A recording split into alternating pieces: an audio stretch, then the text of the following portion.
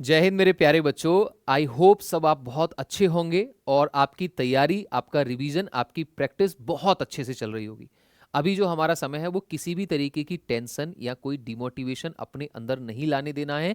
लेकिन उसके बीच यूपीएससी ने एक बड़ा अच्छा काम किया है कि समय रहते उन्होंने एक पीडीएफ अपलोड की है जिसमें बताया है कि आपको क्या क्या मिस्टेक नहीं करनी है।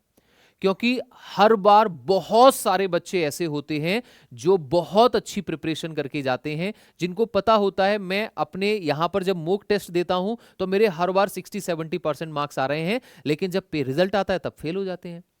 और वो जो डिमोटिवेशन होता है ना, क्योंकि बच्चा 4-5 महीने से बहुत अच्छी तैयारी कर रहा है, उसके बावजूद भी लास्ट में आता है कि आपका पेपर नहीं निकला क्योंकि रोल नंबर आता ही नहीं है।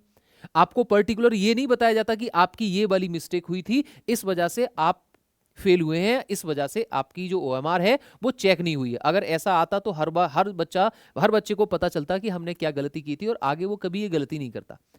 ऐसे भी बच्चे मैंने देखे हैं जो सेम मिस्टेक दो दो बार करके आ जाते हैं।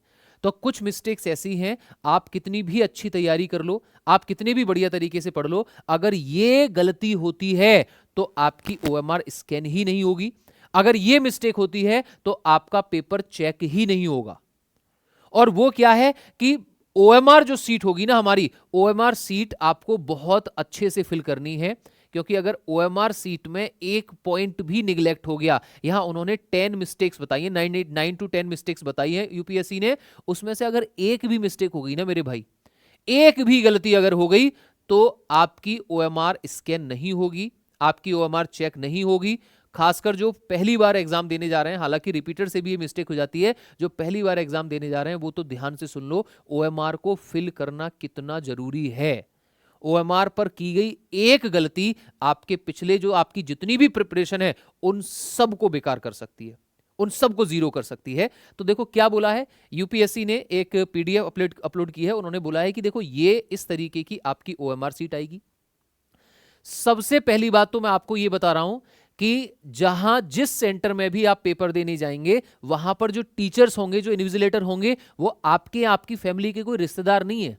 उनसे आपको आगे जाके उनके घर वालों से कोई संबंध स्थापित नहीं करने, किसी की शादी नहीं करनी है कि वो शाम को घर आके फोन कर रहा है आपका बेटा और आपकी बेटी को तो कुछ आता ही नहीं, वो एक छोटी सी चीज को 20 बार भी पूछ रहा था।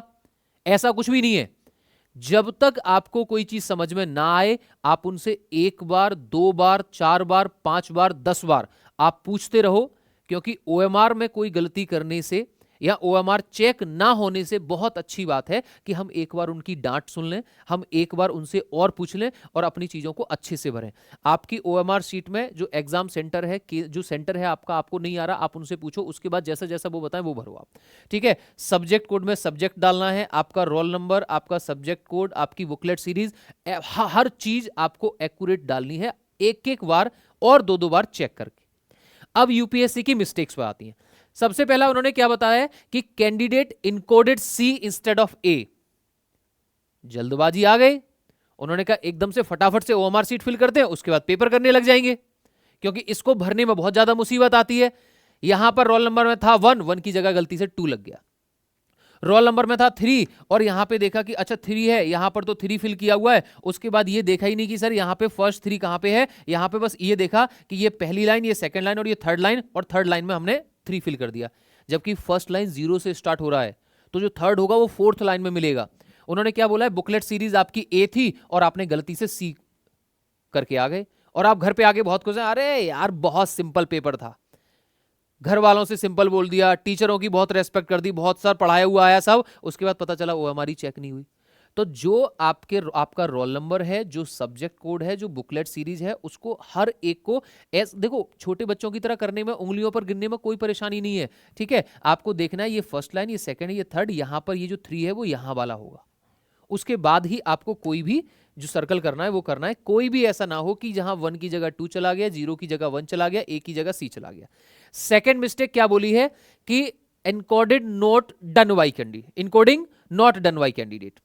पेपर का प्रेशर था, पढ़ाई बहुत की थी, मेहनत बहुत की थी, पहले पेपर कर लेते हैं, इसको बाद में करेंगे, और इन सब में कोई एक सर्कल ऐसा रह गया, कोई एक ऐसा रह गया जिसको फिल करना भूल गए, जो फिल ही नहीं हुआ, उस केस में भी आपकी ओएमआर सीट कैंसिल हो जाएगी, स्कैन नहीं होगी। तो आपको जो भी फिल करना है वो बहुत अच्छे से, कोई भी छूट ना जाए।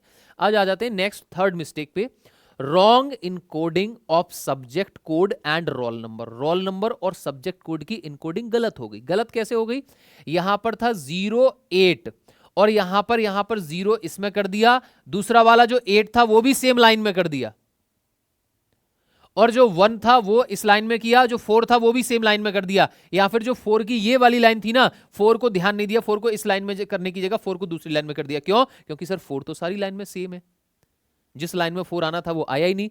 सब्जेक्ट कोड में 02 होना था, वो 02 करने की जगह 0, ये आपका 02 करने की जगह 0, ये देखो 01 कर दिया, क्योंकि ये फर्स्ट लाइन में 0 है, सेकंड लाइन में 1 है, 2 तो थर्ड लाइन में मिलेगा। तो बहुत अच्छे से आपको सर्कल करनी है, किसी भी तरीके की मिस्टेक नहीं होनी चाहिए। नेक्स्ट है आपको, नेक्स्ट मिस्टेक क्या है? Marking writings on prohibited area. वाह, ये देखो क्या लिखा है, जय श्री राम, ओम बना दिया, जय मां सरस्वती, जय माता दी। क्यों? क्योंकि अब तो हमने दे दिया। वहां पर जैसे स्कैन करने कॉपी जाएगी तो जैसी मशीन देखेगी, अच्छा अरे इसको फेल कैसे कर सकते हैं, इसको तो पास होना है। ठीक है, तो आप ये जो चीजें हैं आप, ठीक है, आप जिस भी भगवान को मानते हैं उनका नाम लेने से पहले उनका नाम लीजिए, उसके बाद अपना पेपर स्टार्ट कीजिए, पेपर खत्म करने के बाद उनको फिर दोबारा से आप याद कीजिए। लेकिन जो भी कुछ लिखना है वो हमें OMR सीट पर नहीं लिखना है। आपका कोई भी ऐसा प्रोहिबिटेड एरिया है, यहां नीचे इधर इधर, इस पर किसी भी तरीके का कोई पेन नहीं चलाना है, वो हमारा OMR कैंसिल कर सकता है।